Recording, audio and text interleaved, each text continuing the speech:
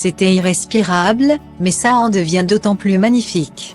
Ce jeudi 5 août, l'équipe de France de basket avait rendez-vous avec l'histoire et elle a répondu présent.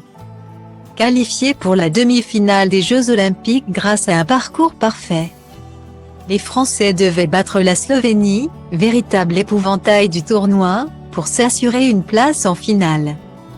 Dans un match indécis jusqu'au bout, la France s'est imposée avec un tout petit point d'avance et grâce à un contre absolument irréel de Nicolas Batum dans les dernières secondes.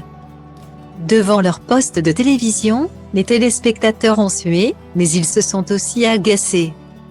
Alors que le suspense était insoutenable, France Télévisions a fait le choix d'interrompre la retransmission ou de mettre le match en double écran, pour suivre en même temps l'avancée du décathlon ou de l'escalade.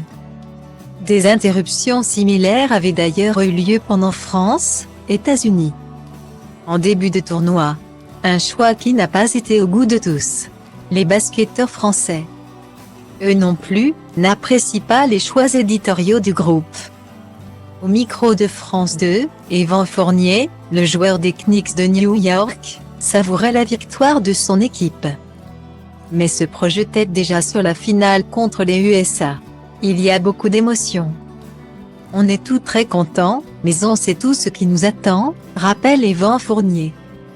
On a battu les États-Unis lors du premier match de poule, donc ils vont être remontés. Alors que l'intervieweur insistait sur l'importance d'aller décrocher l'or, Evan Fournier s'est lâché. Avant de s'en aller, ouais, faudra être là.